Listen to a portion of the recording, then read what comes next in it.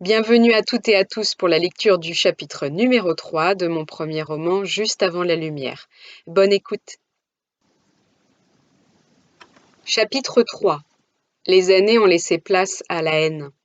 De beaux enfants sont pourtant nés de cette union contre nature. Le premier, Marc, est né du premier acte forcé qui a eu lieu entre Thérèse et son mari.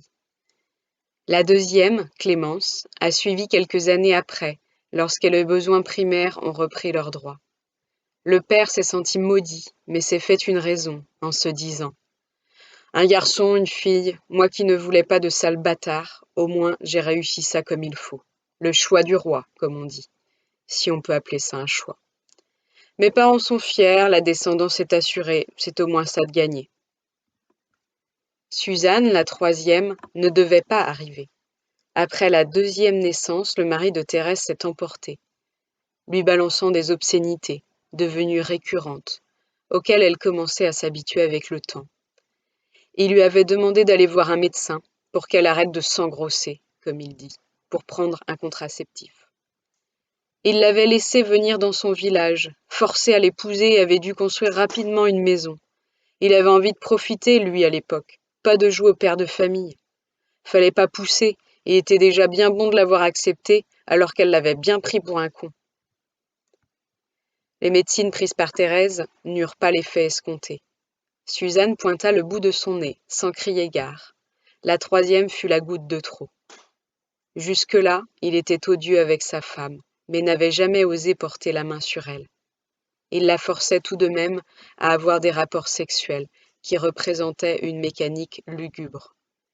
Il la plaquait dans un coin, lui relevait sa longue jupe et se libérait de ses tensions, sans lui accorder la moindre attention, lui demandant de se taire, en lui murmurant fermement, avec un regard effrayant : « T'es qu'une sale pute, c'est de ta faute tout ça, tu vas voir ce que tu vas prendre.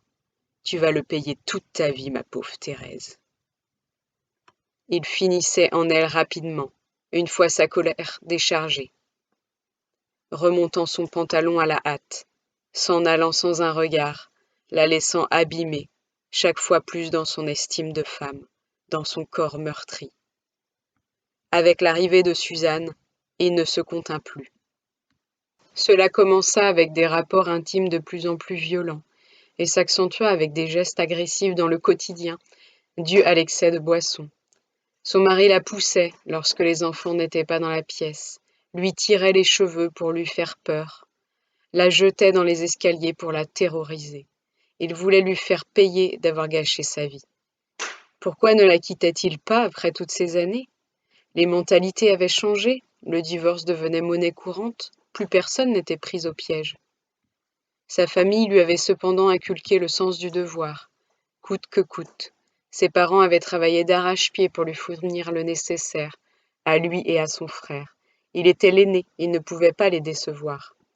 S'il abandonnait ses enfants, il serait à son tour répudié et perdrait aussi bien le respect de sa famille que l'entreprise familiale, durement acquise. Il ne l'accepterait pas. C'est tout ce qui lui restait. C'est pour cette raison qu'il avait voulu s'amuser plus jeune. Il voulait profiter de la vie avant de pouvoir assumer ses responsabilités parentales. En tant que premier garçon de la famille, il lui revenait la lourde charge de se former au métier de maçon et de devenir le meilleur pour avoir la confiance de son père, qui devait, tradition familiale oblige, lui transmettre les clés de l'héritage artisanal. Sans oublier leur village, leur berceau. Ses parents, grands-parents et arrière-grands-parents étaient nés dans ce village, lui aussi. Leur famille était connue et reconnue comme des gens sérieux, toujours impeccables sur eux, malgré leur dur labeur. On l'avait éduqué dans le paraître. Il fallait faire bonne figure et être dans l'apparence, constamment.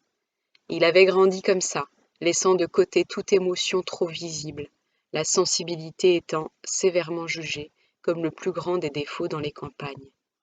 S'endurcir coûte que coûte pour ne pas se faire marcher dessus, garder le contrôle et faire bonne figure, toujours.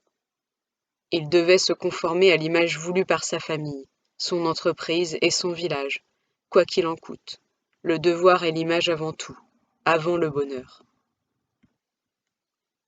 À l'âge adulte, avec sa bande de copains, il en a profité pour découvrir les plaisirs de la vie. Alcool, drogue, sexe, tout ce qui lui savait être interdit. Besoin de franchir les limites de la bonne morale dans laquelle il étouffait.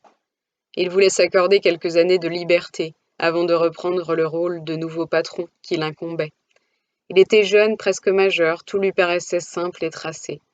Il pensait profiter des femmes autant qu'il le voudrait, avant d'en choisir une qui ferait une bonne épouse pour lui, une bonne secrétaire pour l'entreprise et une bru idéale pour ses parents. La rêverie avait tourné court, la fête n'avait pas duré. Thérèse était la première et ce serait la dernière, enfin, officiellement. Il continuerait cependant, par prétexter des chantiers sur plusieurs jours à plusieurs centaines de kilomètres de la maison, en profitant pour sauter sur tout ce qui avait une jupe, sur des zones géographiques où personne ne le connaissait, ni lui, ni sa famille. Moins de risques pour son image. Et il se présentait avec un autre nom, une autre situation, afin d'être sûr qu'on ne le retrouverait pas, s'il avait le malheur d'en mettre une autre en cloque. Avait-il d'autres enfants ailleurs? Combien de femmes forcées à avoir des rapports intimes? Personne ne le saurait jamais. En vieillissant, il avait plus de difficultés à draguer, à se donner la peine d'aller travailler aussi loin, à trouver des échappatoires à sa vie de merde, comme il disait souvent, lorsqu'il avait bu un verre de trop. Il était pourtant fier d'avoir repris l'entreprise familiale, d'avoir honoré le souhait de son père, d'être resté dans ce village pour s'occuper de ses parents. Cette sensation d'avoir été piégé par Thérèse, ça, il ne le digérait pas. Cela avait fait exploser son côté sombre, comme une trahison impensable dans le schéma qu'il s'était fomenté. Tout était dessiné, on lui avait volé le seul choix qui lui restait possible, celui de la femme qui partagerait sa vie. J'espère que le chapitre numéro 3 vous a plu. Je vous donne rendez-vous la semaine prochaine pour le chapitre numéro 4.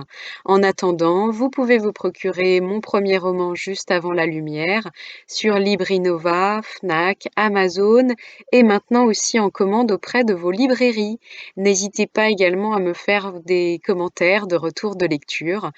Ça me fera très plaisir de connaître vos ressentis. Merci et à la semaine prochaine.